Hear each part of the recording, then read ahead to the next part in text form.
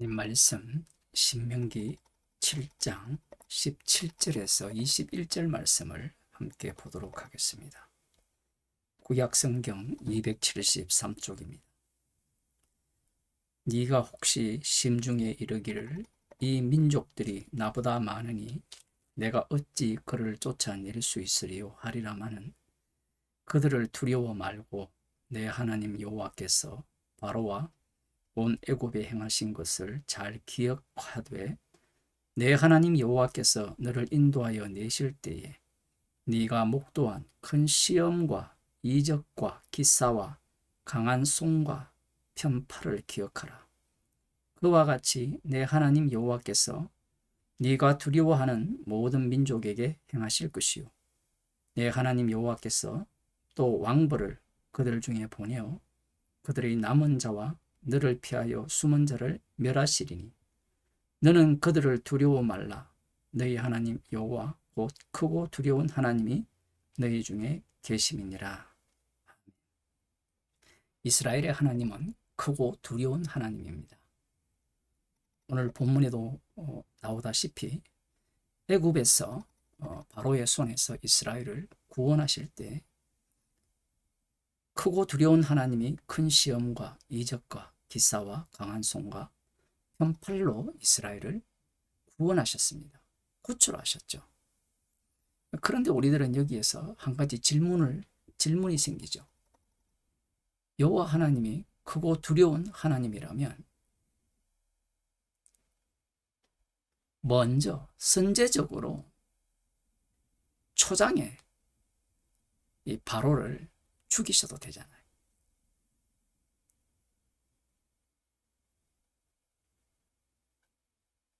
지금 이스라엘 백성들이 약속의 땅을 눈앞에 두고 있을 때 하나님께서는 심중에 이르기를 이 민족들이 나보다 많으니 내가 어찌 그를 쫓아낼 수 있으리요. 그 민족들을 보고 두려워하죠.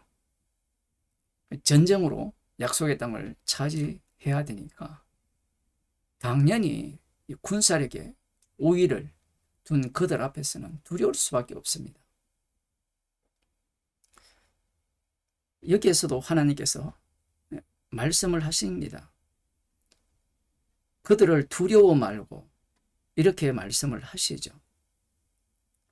두려워 말라. 21절에도 그 말씀을 하시고요. 19절 하반절에 보면 네가 두려워하는 모든 민족에게 행하실 것이요. 그 민족들을 볼 때 두렵다라는 것. 하나님께서 크고 두려우신 분이라면, 이스라엘 하나님이 그런 분이라면 이스라엘 백성들이 이런 꼴을 보지 않도록 그 두려운 하나님의 능력을 그들에게 곧장 행하시면 되잖아요. 여기 본문에 보면 말벌을 보내신다라고 말씀을 하시는데 이 말벌을 선제적으로 보내시면 얼마나 좋겠습니까? 그런데 이 말벌을 나중에 잔당을 처리하기 위해서 보내신다. 이렇게 말씀을 하는 겁니다. 우리들은 이 말씀을 보면서 흔히 교회에서 말하듯이 두려워하지 말고 마음에 두려움이 있더라도 진짜 두려울 뻔을 두려워하고 이 약속의 땅을 차지해야 된다. 이렇게 생각할지 모르죠.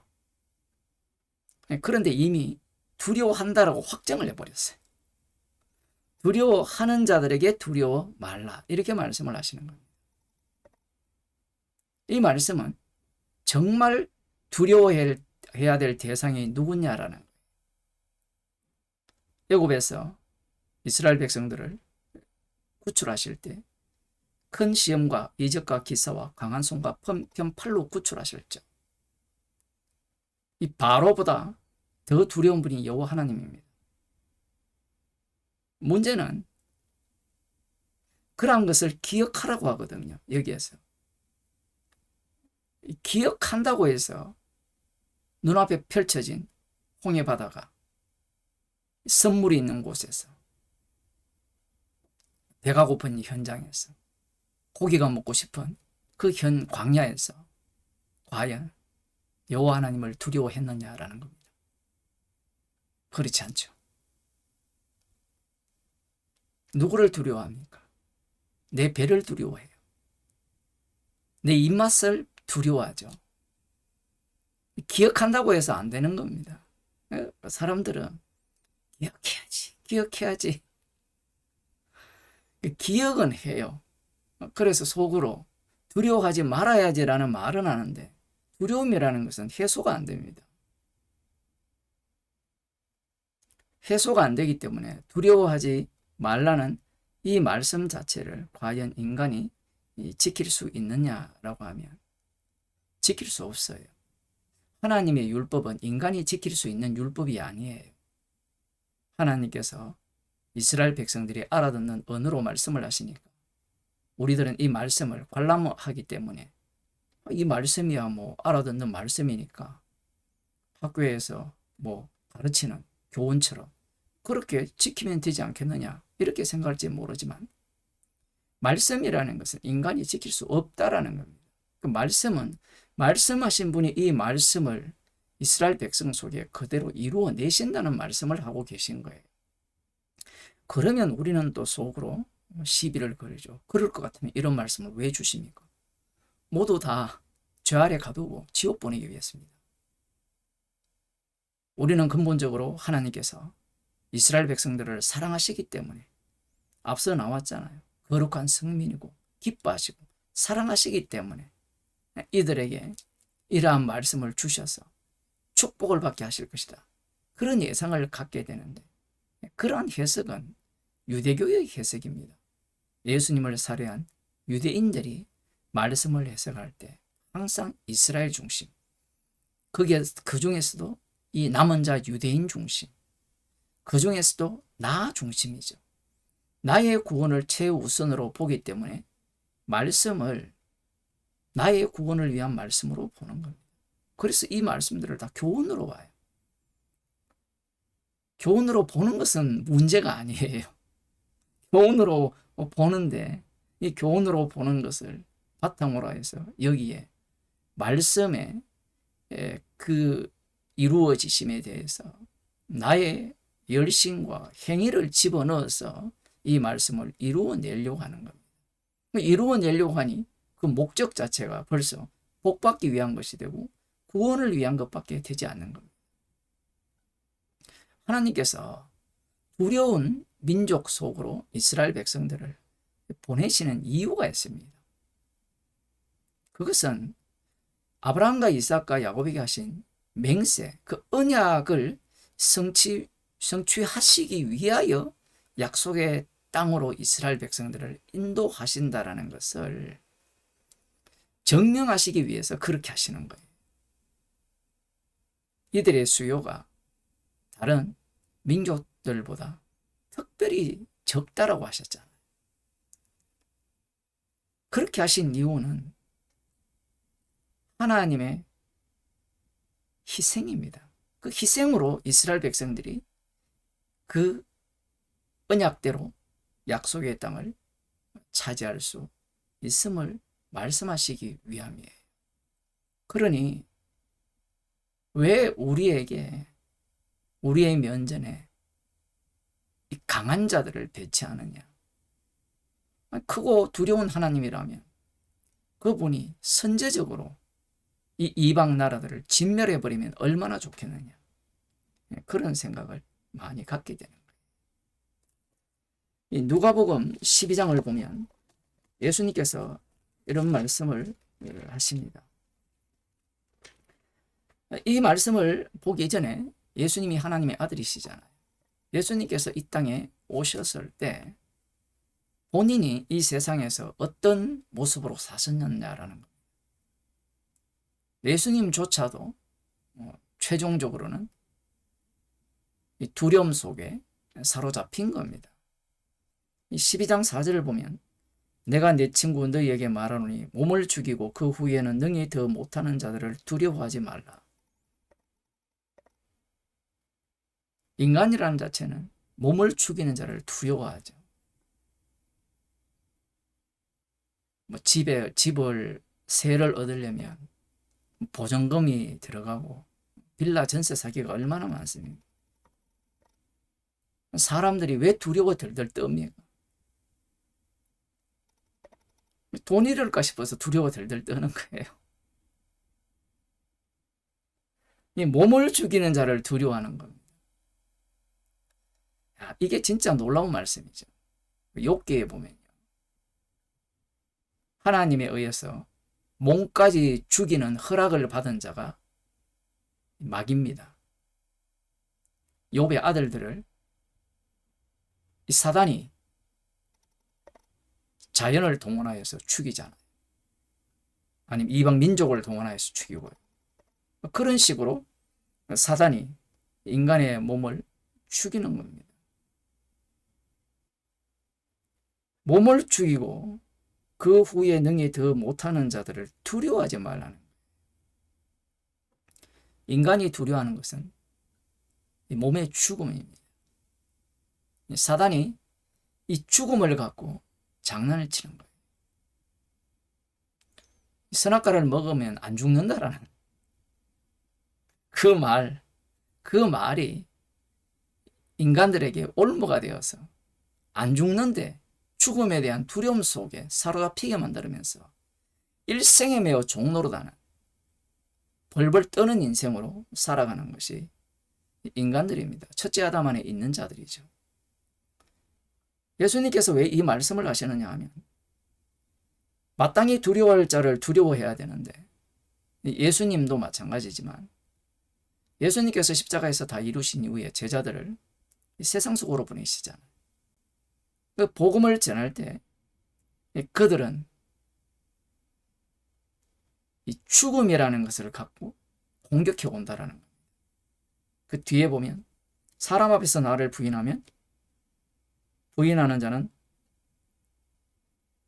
8절입니다. 내가 또한 너희에게 말하노니 누구든지 사람 앞에서 나를 시인하면 인자도 하나님의 사자들 앞에서 저를 시인할 것이요 사람 앞에서 나를 부인하는 자는 하나님의 사자들 앞에서 부인함을 받으리라. 왜 이 말씀을 하시는가 하면 왜 사람 앞에서 십자가 이야기, 복음 이야기를 못하느냐라는 거예요.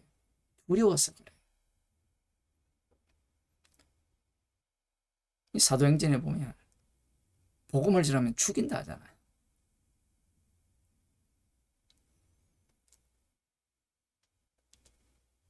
주님께서 십자가로 승리하셨으면 그 두려움 없는 세계로 보내셔야 되는데 이런 상황 속으로 내모시는 겁니다. 우리는 이 지옥에 던져 넣는 분이 십자가 지신 예수님임을 알고 있죠. 진짜 두려워야 될 분이 누구냐라는 거예요. 그러면 이 말씀이 가르침으로 해소가 되느냐? 아니에요. 우리는 이 말씀을 믿음으로 받아들여서 두려움 없이 복음을 전합시다. 이렇게 주장을 할 수도 있겠죠. 요한일서 4장에 보면 사랑 안에는 두려움이 없다. 그러니 두려워하지 말아야 된다라고 주장을 하는데 그 말이 틀린 것은 아닙니다. 그런데 예수님의 이 말씀은요, 자기 백성 속에서 복음을 전하는 이 당사자, 사람 앞에서 주님을 시인하는 당사자도 십자가 앞에서 죄인으로 드러나게 하시고, 그러면서 두려워하지 않는 자로 주님이 만들어내시는 거예요. 그렇지 않으면 어떤 사태가 발생하는가 하면 나는 두려움 없이 복음을 전했습니다. 이런 태도는 자기 부인이 일어나지 않는 성령이 없는 태도죠. 주님께서는 철저하게 두려움이 있는 곳으로 집어넣습니다. 집어넣어서 마땅히 두려워할 자를 두려워하는 자로 만들어내요. 스데반 집사님을 보면 사도 바울도 마찬가지고 빌립 집사님도 마찬가지고 복음 자체가 우모자 나오니까 그 복음 앞에 자기는 죄인이 되고 죄인이 되면서 십자가를 전가하니까 두려움이 없는 거예요. 오늘날 목사들이 왜 복음을 전하지 않느냐? 왜 십자가 피만을 전하지 않느냐라고 하면 두렵기 때문에 그래요. 무엇이 두려우냐 하면 이 몸을 죽이는 자를 두려워하는 거예요. 내 직장이 날아가면 어떡하냐. 제가 어떤 사람 얘기를 들었는데 요즘은 교회 세습하는 게 기본이니까요. 자기 남편이 담임 목사였는데 돌아가신 거예요. 그러니까 그 사모가 목사 안수 받아서 그 교회를 이어받고, 그 사람이 또 이제 나이가 드니까 돈 잘 버는 아들, 일타 강사라고 이야기하는데 내가 뭡니까 하여튼 그거 그만두고 신학교 가서 신학교를 다닌다는데 그 교회를 물려받겠다는 거예요. 메가스터디 거기 강사보다 교인 숫자는 얼마인지 모르지만 100번 낫죠. 왕노릇 할 수 있잖아요. 교회에서는 대대로 물려줄 수 있는 거예요. 누가 그 말을 듣고 완전 전빵이네 이렇게 이야기하면 교회가 전빵이라고, 자기가 주인이니까. 전빵이라는 말이 무슨 말인지 이해 못하는 사람도 있을 것 같은데, 조그만 구멍가게 이건 내 거니까 내가 죽으면 아내 당신 명의로 하고, 당신이 죽으면 또 아들 명의로 하고, 그게 돈이 안 되면 그렇게 하겠습니까? 왜 그렇게 하느냐 할 때는 복음보다 우선되는 게 이 세상에 재물이고요, 자기 목숨이기 때문에 그래요. 자기 영광을 위해서 교회를 이용하는 겁니다. 그러니 복음을 전할 수가 없는 거예요. 복음을 전하게 되면 오늘같이 이 시간처럼 이렇게 피곤한데 하루 종일 일하다가 집에 돌아와서 위로와 평안의 복음을 들어야 되는데, 그 주일마다 교회 오는 사람들이 찌들려서 오잖아요. 아니면 자신의 정당함을 인정받고 싶어서 오는데, 십자가 앞에서 죄인이라니 누가 그것을 좋아하겠습니까? 또 고상한 사람들은 십자가 앞에서 죄인입니다, 또 이런 소리를 하는 인간들도 있어요. 그렇게 해도 지옥 갑니다 라고까지 설교를 할 수 있느냐라는 거예요. 못하죠. 인간은 근본적으로 자기 부인이 안 되거든요. 근데 이 복음은 자기 부인을 계속해서 유발하는 그 십자가 사건 속으로 인도하는 말씀이기 때문입니다. 그래서 목사들이 복음을 전하지 않는 거예요. 복음을 전하면 교인이 떠나가죠. 교인들은 나 사랑해달라고 교회를 찾아오는데, 그들에게 사랑은 하나님께서 자신의 독생자를 내어준 사랑을 원하는 게 아니에요. 피를 원하는 게 아닙니다. 피의 혜택을 원하죠. 그 혜택이 구약에 나오는 이런 요소들, 오늘날로 말하면 위로받고 칭찬받고 도움받고 협조받는 그러한 사랑을 원하는 거예요. 그런 자들이 마땅히 두려워할 자를 두려워하겠습니까? 두려워하지 않죠. 그러니 목자가 어떻게 복음을 전하겠습니까? 자기 생계가 달렸는데, 아들 하나, 아들 둘, 자녀 셋 낳아보세요. 어디 가서 삽니까? 서울에서 산다고 생각해 보세요. 그런 것들이 두려운 겁니다. 설교할 때는 오늘 밤 내용은 데리고 간다라고 해놓고 교인들에게는 협박하면서 자신은 그렇지 않은 거예요.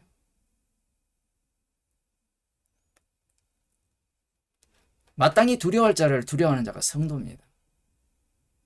그러하기에 성도는요,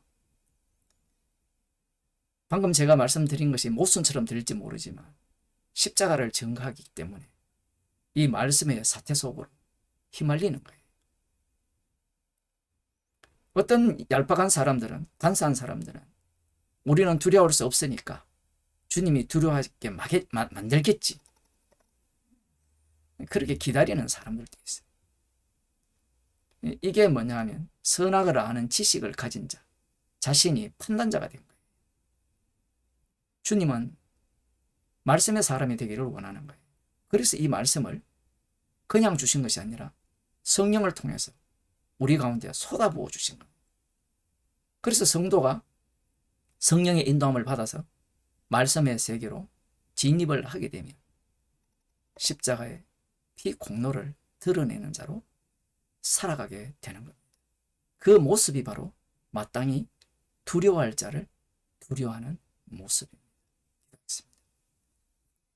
하나님 아버지, 우리를 두려운 속으로, 두려운 세상 속으로 던져 넣으셨어.